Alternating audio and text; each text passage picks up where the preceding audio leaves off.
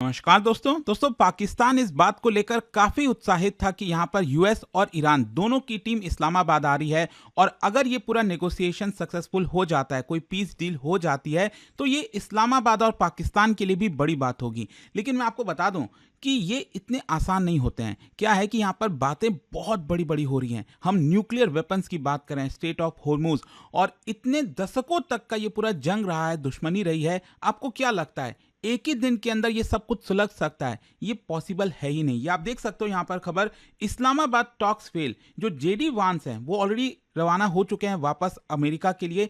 उन्होंने कहा है that Iran chose not to accept our terms. और वहीं दूसरी तरफ आप देखोगे तो ईरान का कहना है that US failed due to their unreasonable demands. इसको हम डिटेल से समझने की कोशिश करेंगे कि हुआ क्या है, मतलब इस्लामाबाद में एग्जैक्टली क्या हुआ, कौन कौन से मुद्दों को लेकर असहमति बनी, वो सब कुछ मैं आपको बताऊंगा। देखिए, सबसे पहले तो क्वेश्चन ये आता है कि ये पूरा नेगोशिएशंस हो ही क्यों रहा था।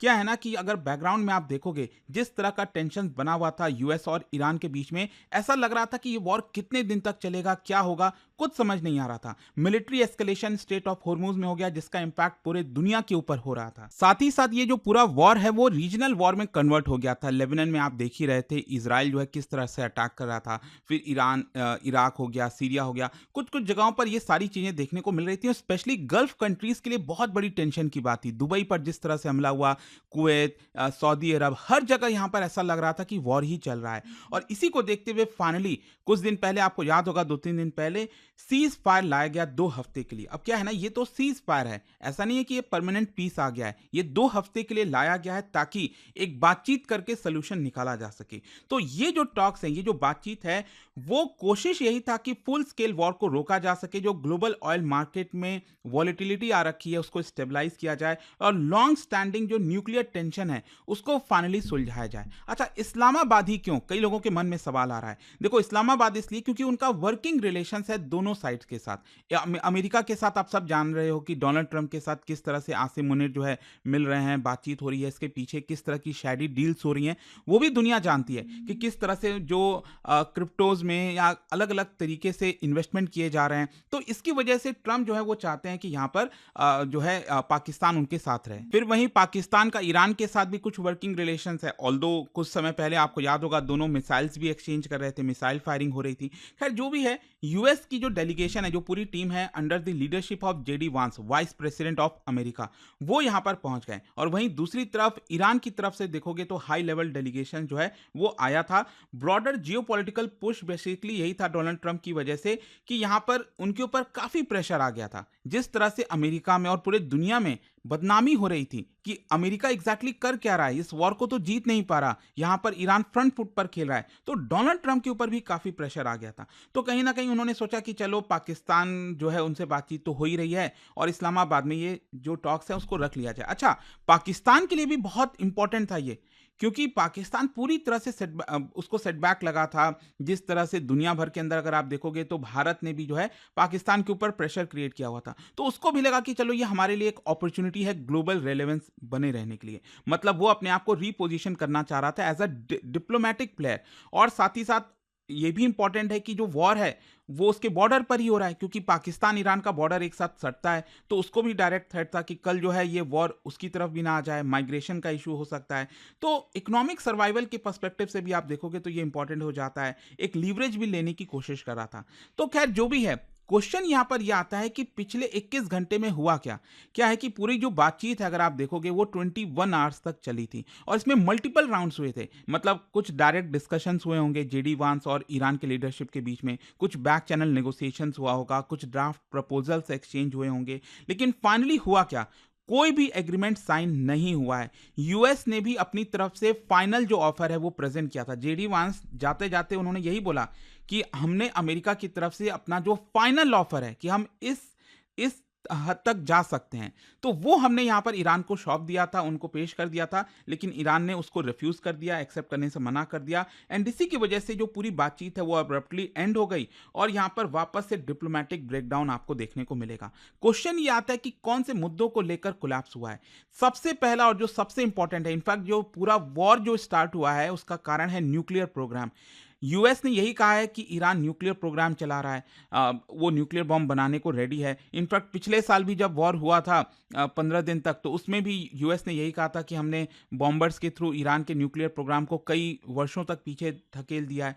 खैर जो भी है, यूएस का डिमांड यहाँ पर यह था कि ईरान को कंप्लीटली अपना जो न्यूक्लियर वेपन्स एम्बिशन है उसको अबैंडन कर देना चाहिए, खत्म कर देना चाहिए। स्ट्रिक्ट इंटरनेशनल इंस्पेक्शन होना चाहिए, जो आईएईए है, इंटरनेशनल एटॉमिक एनर्जी एजेंसी, उनका इंस्पेक्शन कभी भी किया जा सके ईरान में, वो डिमांड थी। और साथ ही साथ यूरेनियम जो एनरिचमेंट है ईरान का, उसको कम किया जाए। ये मेन डिमांड था यूएस की तरफ से। ईरान का पोजीशन है कि देखो भाई, न्यूक्लियर प्रोग्राम तो हमारे नेशनल सॉवरेनिटी का मुद्दा है, हम परमानेंट रेस्ट्रिक्शंस रिफ्यूज करते हैं, हम अलाउ ही नहीं कर सकते। और एक्सटर्नल इंटरफेरेंस हम किस बेसिस पर देंगे? क्यों कोई दूसरा देश एजेंसी हमारे पर निगरानी करेगा? तो ये बेसिकली क्लैश देखने को मिल रहा था। यूएस की प्रायोरिटी थी नॉन प्रोलिफरेशन और ईरान की प्रायोरिटी कि भाई हमारा ये स्ट्रैटेजिक ऑटोनॉमी है। तो ये नॉन नेगोशिएबल क्यों है? यूएस को डर यह है कि ईरान न्यूक्लियर पावर बन जाएगा, न्यूक्लियर बॉम्ब आ जाएगा और उसकी वजह से पूरा इजराइल और जो गल्फ है वो खतरे में आ जाएगा, कभी भी ईरान उसका इस्तेमाल कर सकता है।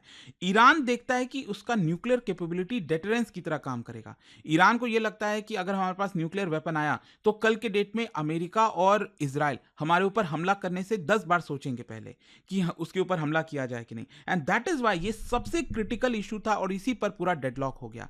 दूसरा जो मामला था वो था स्ट्रेट ऑफ होर्मुज का। अब देखिए, स्ट्रेट ऑफ होर्मुज कितना इंपॉर्टेंट है वो तो सबने देख लिया, लेकिन इसमें जो एक इंपॉर्टेंट चीज निकल कर आई वो ये है कि ईरान को अपनी शक्ति का पता चल गया। ईरान को पता चल गया कि अब कभी भी अगर उसके ऊपर हमला होगा तो वो डायरेक्टली स्ट्रेट ऑफ होर्मुज को ब्लॉक कर सकता है और दुनिया भर में इकोनॉमिक प्रॉब्लम आ सकती है। तो यहां पर ईरान चाह रहा था कि इसके ऊपर उसका इन्फ्लुएंस बरकरार है, कंट्रोल बरकरार है। रिसेंटली आपने देखा होगा, खबरें भी आई थी कि वो टोल लगाना चाहता है उसके ऊपर, लेकिन यूएस का डिमांड था कि नहीं, फ्री नेगोशिएशन होना चाहिए, नेविगेशन होना चाहिए। ऑल्दो कुछ रिपोर्ट्स ये भी आई थी कि यूएस और ईरान प्लान कर रहे हैं कि जॉइंट वेंचर बनाया जाए, दोनों लोग टोल कलेक्ट करें, लेकिन यूएस की तरफ से फिर साफ किया गया कि नहीं, हम ये नहीं चाह रहे।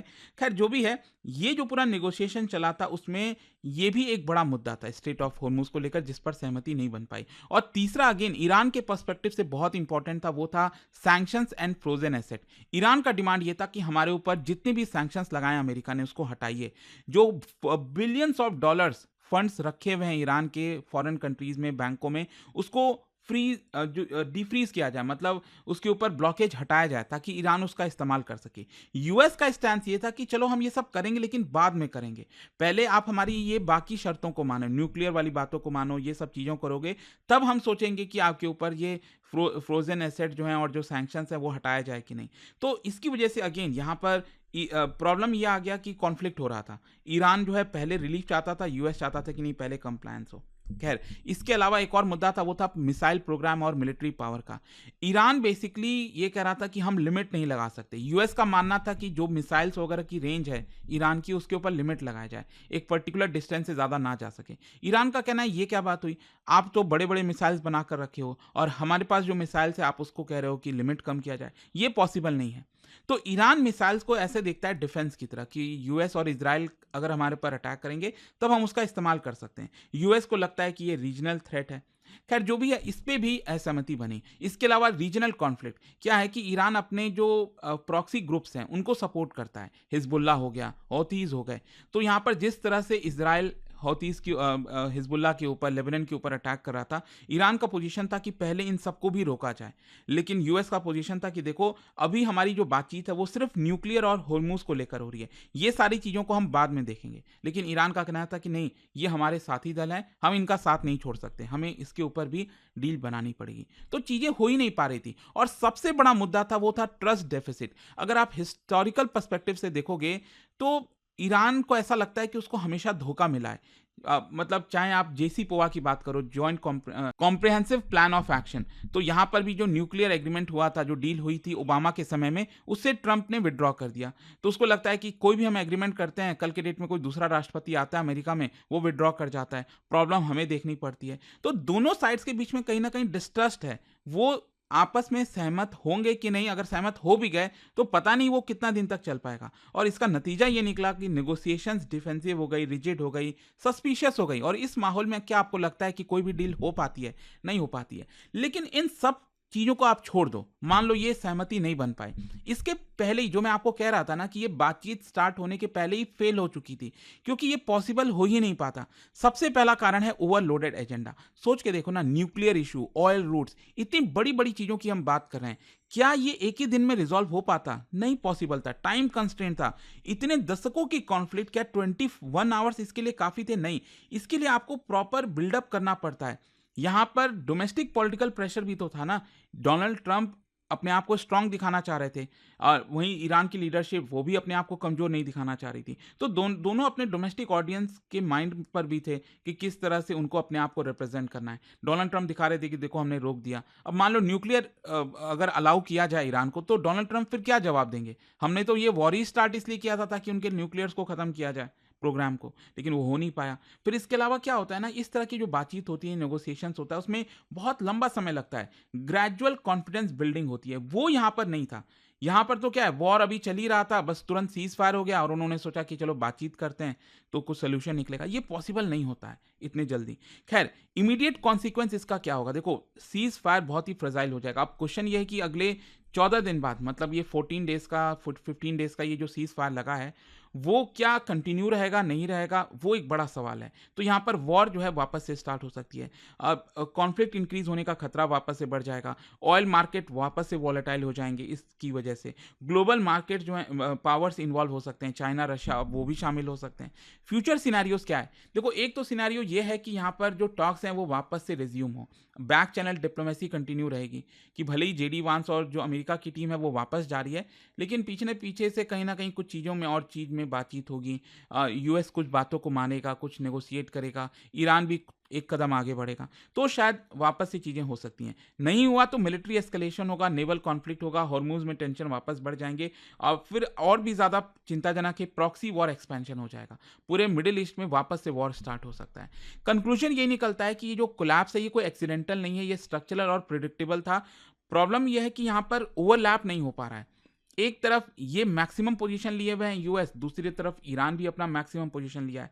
यूएस कह रहा है कि न्यूक्लियर प्रोलिफरेशन को पूरी तरह से रोक दो, ईरान के लिए बहुत ही बड़ा मुद्दा है। तो आई होप आप समझ गए होगे कि ये प्रॉब्लम हुआ क्या, और ये सिर्फ आज की बात नहीं है, कई दशकों की दिक्कत है, प्रॉब्लम है जो इतनी जल्दी रिजॉल्व नहीं होगी। अब लेट्स सी आगे क्या करते हैं ये लोग। और पाकिस्तान के लिए भी बड़ा खतरा है। देखिए, पाकिस्तान तो सोच रहा था कि ऐसा हो जाएगा, ये हो नहीं पाया।